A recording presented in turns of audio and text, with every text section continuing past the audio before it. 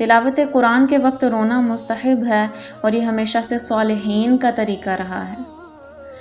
اگر آپ کو تلاوت قرآن پاک جو ہے وہ سنیں آپ اور آپ کو رونا آئے، بھلے ہی آپ ترجمے کے ساتھ پڑھیں، بھلے ہی آپ ویسے سنیں یا خود تلاوت کر رہے ہوں، اگر آپ کو یعنی اب میرا حساب تو ایسا ہے یا آپ سب کا بھی ایسا ہو چکا ہے کہ اگر آپ پڑھ رہے ہوں تو آپ کو ترجمہ ساتھ ساتھ ذہن میں چل رہا ہوتا ہے، تو وہ ایک علیحدہ ہی کیفیت بنتی ہے اور انسان بھرے مجمع میں بھی رونے لگتا ہے، نہیں سمجھ آتی۔ کہیں سے گزر رہے ہیں، تلاوت قرآن پاک چل رہے، اب میں آپ کو بتا رہی ہوں فائدے کتنے ہیں کہ اگر آپ کو تلاوت قرآن پاک ترجمے کے ساتھ بامعنی ہر چیز اگر آپ کر چکے ہوں تو آپ کہیں سے بھی گزر رہے ہوں نا، آپ کو پتہ چل رہا ہوتا ہے کہ اصل میں اللہ کیا کہہ رہا ہے، اصل میں آپ کے لیے میسج آف دا ڈے کیا ہے۔ باہر تلاوت قرآن پاک چل رہی ہو، گھر میں چل رہی ہو، تو وہ ایک اتنی پیاری سی کیفیت بنتی ہے جو انسان کسی سے اظہار نہیں کر سکتا سوائے اس کے کہ وہ صرف اور صرف آنکھوں کے ذریعے اپنی اس کیفیت کو بہا دے کہ آپ کا اللہ آپ سے کلام کر رہا ہے، آپ کا اللہ آپ سے کوئی بات کر رہا ہے۔ لیکن اس رونے کے پیچھے وجہ کیا ہے؟ اس رونے کے پیچھے وجہ ہے حق کو پہچان جانا۔ کیوں ہم حق یعنی سچ، اگر ہم کوئی تلاوت قرآن پاک سن رہے ہیں اور ہمیں اس کا ترجمہ معلوم ہے تو کیا ہے کہ ہمیں ساتھ ساتھ پتہ چل رہا ہے کہ حق اور سچ والی بات کون سی ہے، وہ باتیں ہمیں رلاتی ہیں۔ اور آلریڈی آپ کو پتہ ہے کہ ہماری روحیں جو ہیں وہ عہد کر کے آئی ہوئی ہیں، عہد الست، کہ کیا میں تمہارا رب نہیں ہوں، اور وہاں پہ سب نے عالم ارواح میں کہا تھا کہ بلا کیوں نہیں، آپ ہی ہمارے رب ہو۔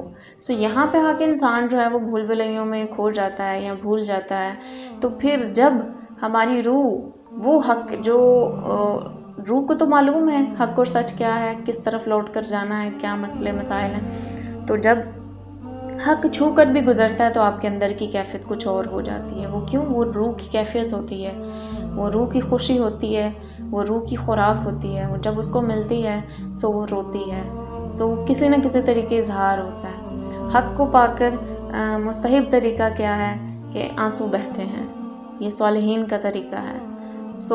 اگر آپ کے ساتھ بھی یہ کیفیت ہو تو پھر آپ کو مبارک ہو کہ آپ صالحہ بن چکے ہیں یا اس طرف آپ نے قدم اٹھا دیے ہیں۔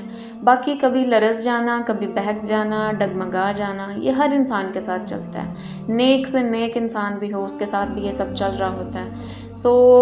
آزمائش آئے، کبھی بہک جائیں، کوئی برائی اٹریکٹ کرنے لگے تو خود کو اتنا مت کوسا کریں کہ میں جو ہوں فرشتہ کیوں نہیں بن گئی، میں فرشتہ کیوں نہیں بن گئی کہ مجھے کوئی برائی اٹریکٹ ہی نہ کرے۔ ایسا تو نہیں ہو سکتا، آپ انسان ہو اور انسانوں کو برائیاں اٹریکٹ کرتی ہیں، مادہ موجود ہے ہمارے اندر۔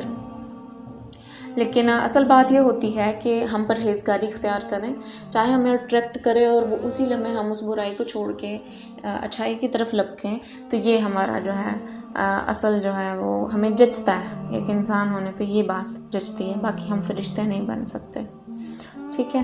تو وہ حق کو پہچان گئے اور پھر انہوں نے کیا کہا؟ اظہار کیا۔ کہتے ہیں اے ہمارے رب، ہم ایمان لائے، بس تو ہمیں حق کے گواہوں کے ساتھ لکھ دے۔ تو اظہار دیکھیں کتنا ضروری ہے۔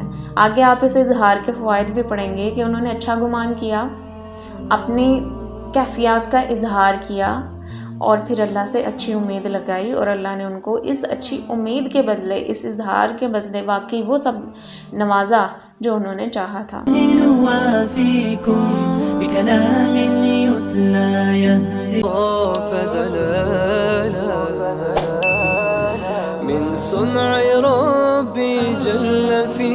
پہ بڑا ایفیکٹ ہوتا ہے، جو چیز وہ دیکھ رہے ہوتے ہیں اس کو اپنی لائف سے ریلیٹ کر رہے ہوتے ہیں۔ وہی دور ہے کہ جس میں دین ہاتھ میں لیے چلنا بالکل ایسے لگے گا جیسے انگارہ پکڑا ہوا ہے، یہ وہی زمانہ ہے۔ اور اس ٹھیک ہے، تو